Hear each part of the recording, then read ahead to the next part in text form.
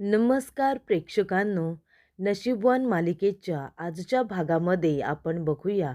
इथे गिरिजा आणि रुद्र दोघे जण बोलत बोलत एकत्र बाहेर आलेले असतात. संस्थेमध्ये जो कार्यक्रम असतो तो कार्यक्रम व्यवस्थितरित्या पार पडलेला असतो. तेव्हा दोघेही सोबत म्हणतात, कार्यक्रम किती छान झाला ना. तेव्हा इथे दोघेही हसायला लागतात. तेव्हा रुद्र म्हणतो, आपण दोघेसुद्धा सोबतच बोललो. कार्यक्रम किती छान झाला. तुम्हाला माहिती आहे गिरिजा, तुम्ही आलात ना, त्यामुळे कार्यक्रमाला अजूनच रंगत आली. तुम्ही सगळ्यांसाठी इतकं जेवण घेऊन आलात, सगळ्यांना खूप जास्त आनंद झाला. तेव्हा गिरिजा म्हणते, मी एवढं काही केलेलं नाही आहे. थांबा हां, मी आता निघते, पण माझी पर्स राहिली. मी माझी पर्स घेऊन येते. तेव्हा गिरिजा आतमध्ये पुन्हा निघून गेलेली असते. तिची पर्स आणायला गेलेली असते. तेवढ्यातच तिथे श्री येतो. श्रीमंत म्हणत असतो, काय मग रुद्र, गिरिजा आता घरी जायला निघाले ना. तेव्हा रुद्र म्हणतो, हो ना, ते आता घरी जात आहेत. तेव्हा श्रीमंत म्हणतो, मग आता एक काम करायचं. आता आपली बाईक घ्यायची आणि पाठीमागे गिरिजाला बसवायचं आणि तिला घेऊन जायचं आणि तिला घरी नेऊन सोडायचं. दोघेजणं सोबत सोबत, कळलं का. तेव्हा रुद्र म्हणतो, अरे हो, माझ्या तर हे लक्षातच आलं नाही. मी नाही इतका विचार केला की त्यांना गाडीवरून घरी सोडलं पाहिजे म्हणून. तेव्हा श्रीमंत म्हणतो, हो ना, तुझ्या डोक्यामध्ये हा विचार यायला हवा होता, पण तो कधीच नाही येणार. त्यामुळे आता अजिबात वेळ घालवू नकोस आणि गिरिजाला घरी जाऊन सोडून ये, कळलं का. तेव्हा इथे रुद्र म्हणतो, ठीक आहे. तेव्हा रुद्र आता गिरिजाला म्हणत असतो, तुम्ही चाललात का. गिरिजा म्हणते, हो, माझी पर्स राहिली होती, ती मी घेतली. आता मी निघते हां. तेव्हा रुद्र म्हणत असतो, तुम्ही एकट्या कशा जाणार, मी पण येतो ना तुमच्याबरोबर, मी आपल्या गाडीवरती सोडतो. तेव्हा इथे गिरिजा म्हणत असते, कशाला, तुम्हालासुद्धा तुमची कामं असतील ना संस्थेमधली, तुम्ही नका सोडायला येऊ, मी जाईन ना माझी माझी. तेव्हा रुद्र म्हणतो, असं कसं, कामं तर मला आहेच आणि आपल्या घराच्या तिकडेसुद्धा मला कामं आहेत ना. तुम्हाला एक काम करतो, आपल्या घरी सोडतो, तिकडची कामं उरकून मग मी पुन्हा संस्थेमध्ये येतो. मग तर चालेल ना तुम्हाला. तुम्हाला माझ्या गाडीवरती बसायला काही अडचण तर नाही आहे ना. तेव्हा गिरिजा म्हणते, नाही नाही, गाडीवरती बसण्यात कसली आली अडचण, मी बसेन तुमच्या गाडीवरती. तेव्हा रुद्र म्हणतो, ठीक आहे, तुम्ही चला, मी आपली गाडी काढतो, मी तुम्हाला गाडीवरून घरी सोडतो. तेव्हा प्रेक्षकांनो, श्रीने हे सगळं मुद्दामून केलेलं असतं. तो रुद्रला म्हणतो की हळूहळू गिरिजाच्या मनामध्ये तुझ्याबद्दल प्रेम निर्माण होतं आहे, पण तू तुझे प्रयत्न सोडू नको. तेव्हा प्रेक्षकांनो, इथे आता रुद्र गिरिजाला घरी घेऊन आलेला असतो. तेव्हा गिरिजा गाडीवरून उतरते आणि रुद्रला आता मनापासून थँक्यू म्हणत असते. तेव्हा रुद्र म्हणतो, मी तुम्हाला थँक्यू म्हणायला हवं आहे, थँक्यू. तेव्हा गिरिजा म्हणते, असं कसं, तुम्ही मला घरी सोडलंत ना, मग मी थँक्यू बोललं पाहिजे, तुम्ही का थँक्यू बोलताय. तेव्हा इथे रुद्र म्हणतो, असं कसं थँक्यू नाही बोलायचं, तुम्ही माझ्यासाठी इतकं छान जेवण घेऊन आलात, आश्रमातल्या मुलांसाठी जेवण घेऊन आलात, त्यांना किती आनंद झाला ना, तेव्हा मी थँक्यू म्हणतोय तुम्हाला. तेव्हा गिरिजा म्हणते, पण रुद्र, तुम्ही तर घरी आला होतात ना, मला जर आधी माहिती असतं की तुमचं इकडे काम आहे, तर मी गरम गरम स्वयंपाक तयार केला असता आणि तुम्हाला घरीच जेवायला दिलं असतं. तेव्हा रुद्र म्हणतो, मग तुम्ही आश्रमातल्या मुलांसाठी काय दिलं असतं, त्यांनासुद्धा जेवायला मिळालं ना, त्याने काही दगडधोंडे खाल्ले असते का. तेव्हा इथे रुद्र हसायला लागतो. तेव्हा गिरिजा म्हणते, ते सुद्धा बरोबर आहे, त्यांनीसुद्धा छान जेवण खाल्लं. त्यानंतर प्रेक्षकांनो, रुद्र म्हणतो, बरं ठीक आहे, चला आता मी निघतो. तेव्हा प्रेक्षकांनो, इथे आता वरती नागेश्वर आणि त्याचबरोबर वासंती दोघेजणं बघत असतात. इथे आता रुद्र आणि गिरिजा एकमेकांबरोबर चांगले बोलायला लागलेले असतात. तेव्हा वासंती म्हणत असते की चला, आता रुद्र आणि गिरिजा या दोघांमधले गैरसमज हळूहळू दूर होत आहेत. त्याच्यामुळे हे दोघेजणं लवकरच आता एकत्र येतील असं मला वाटतंय. त्या दोघांचा संसार आता रुळावरती येईल आणि सुखाने संसार सुरू होईल. इथे गिरिजाच्या मनातली अडीसुद्धा बाजूला झालेली दिसते. तेव्हा प्रेक्षकांनो, इथे आता नागेश्वर म्हणत असतो की त्यांच्या संसाराकडे नंतर लक्ष द्या, आधी स्वतःच्या संसाराकडे लक्ष द्या, कळलं ना. त्यांचा संसार सुखाचा होण्यापेक्षा तुम्ही तुमचा संसार सुखाचा करा ना. हे घ्या, कप घ्या आणि आतमध्ये जा. तेव्हा इथे वासंती कप पकडायला जाणार. तेवढ्यातच नागेश्वर तो कप आता खाली सोडून देतो. तो खाली पडतो आणि फुटतो. तेव्हा वासंती त्याच्याकडे बघायला लागते. नागेश्वर म्हणतो, "काय झालं? बघताय काय? उचला ते सगळं आणि नेऊन टाका डस्टबिनमध्ये. तोंड बघत बसल्यात माझं." तेव्हा प्रेक्षकांनो, इथे आता वासंतीच्या हाताला कपची काच लागलेली असते. तेव्हा ती आतमध्ये येते, डस्टबिनमध्ये त्या काचा वगैरे टाकते आणि त्यानंतर इथे हळद लावायला जाणार. तेव्हा तिथे आलेली असते गिरिजा. गिरिजाचं लक्ष जातं. गिरिजा म्हणते, "आईसाहेब, अहो हे काय? तुमच्या हातातून रक्त का येतंय?" वासंती म्हणते, "नाही गं गिरिजा, एवढं काही झालेलं नाही आहे." तेव्हा गिरिजा म्हणते, "असं कसं? काही झालेलं नाही आहे. किती रक्त येते तुमच्या हातातून? सांभाळून काम करत जा ना आईसाहेब. किती लागले तुम्हाला? तुम्ही आता काही करायचं नाही आहे, कळलं ना?" तेव्हा इथे गिरिजा म्हणते, "कसं लागलं तुम्हाला? लक्ष कुठे होतं तुमचं?" तेव्हा वासंती म्हणते, "नाही गं, एवढं काही लागलेलं नाही आहे. तू किती काळजी करतेस? तुला माहिती आहे गिरिजा, या घरामध्ये पहिल्यांदा माझ्यासाठी इतकं कुणीतरी कासावीस झालंय. म्हणजे रुद्रची आहे माझ्यावरती माया, पण तू अशा पद्धतीने माया करतेस ना, की माझं माहेरचं कुणीतरी आल्यासारखं मला वाटतं." तेव्हा इथे गिरिजा म्हणते, "हो, मग मी आहेच ना तुमच्या माहेरची सुद्धा, बरोबर ना? तेव्हा आता तुम्ही अजिबात कामं करायची नाही. तुम्ही आराम करायचा. चला बरं आराम करा." तेव्हा वासंती म्हणते, "असा कसा आराम करू? प्रभासदादांच्या इथे आता सूपची वेळ झाली. प्रभासदादांना सूप नको का द्यायला?" तेव्हा इथे गिरिजा म्हणते, "त्यांना सूप मी नेऊन देणार. मी त्यांच्यासाठी सूप तयार करेन आणि प्रभास काकांना देईनसुद्धा. तुम्ही अजिबात काळजी करू नका.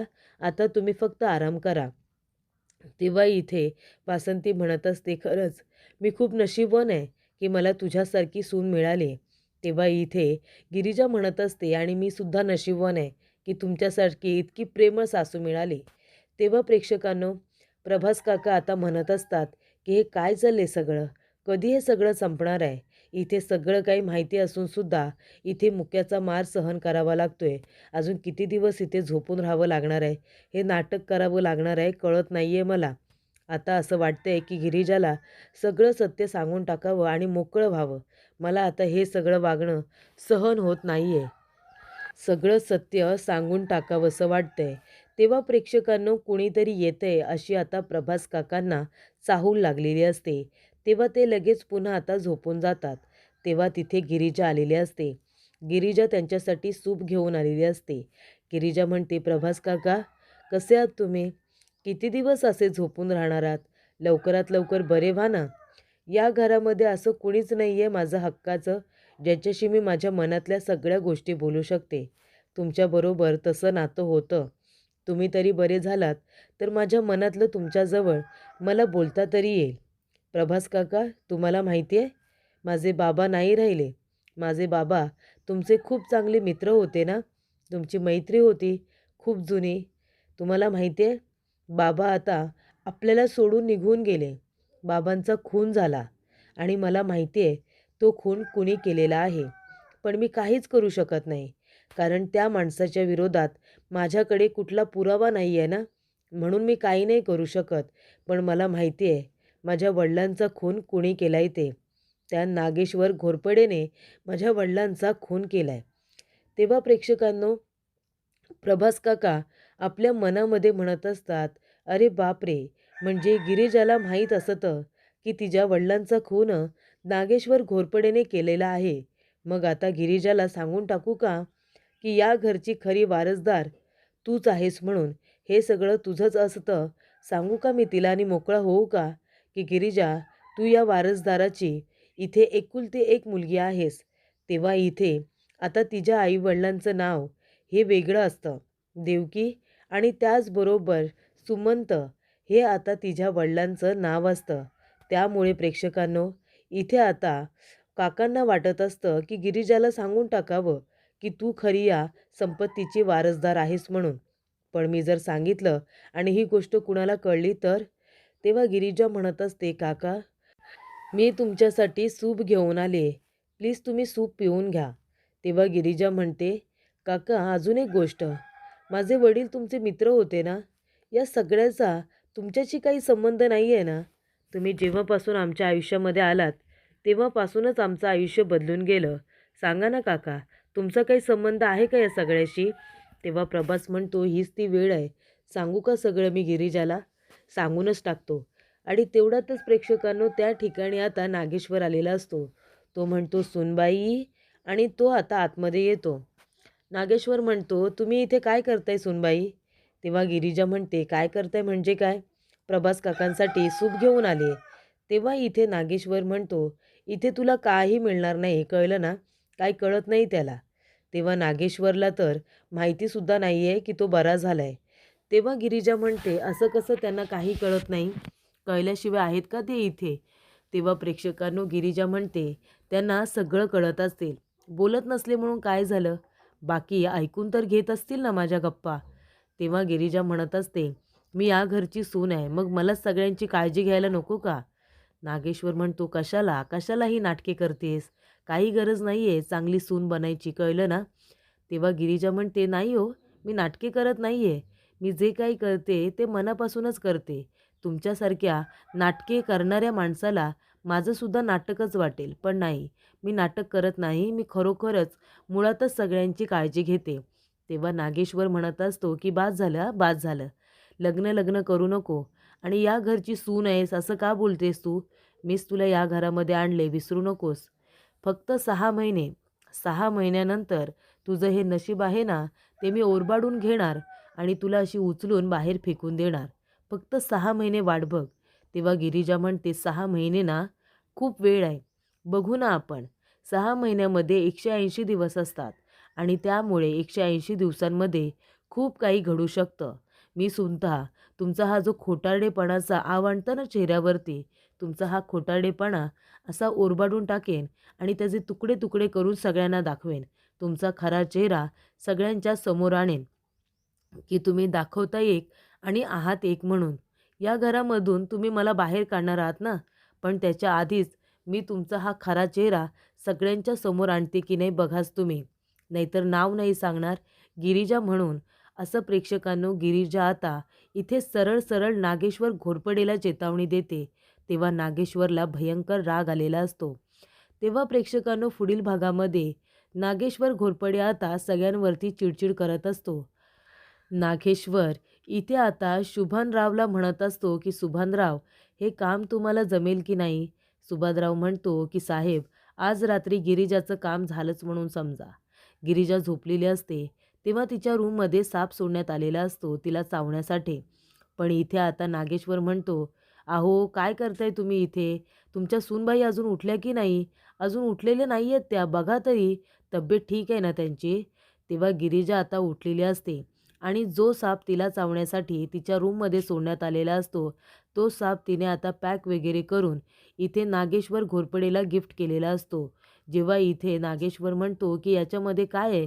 कुणी पाठवले आम्हाला गिफ्ट? तर त्याच्यामध्ये असतो साप.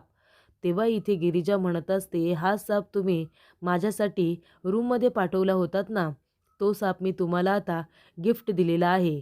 बघा बघा, एक दुसरा नाग दुसऱ्या नागाला कसा घाबरतोय ते बघा. असं इकडे आता गिरिजा नागेश्वरला बोलत असते.